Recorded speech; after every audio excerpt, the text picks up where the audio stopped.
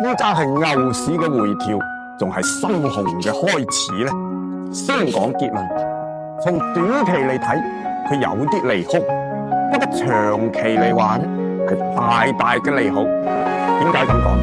你睇，美國已經把比特幣當成國家戰略儲備，中國都響度討論深度合規化，各個國家都跟住入場，咁就意味住未來推動比特幣嘅資金量會達到史前冇嘅狀況。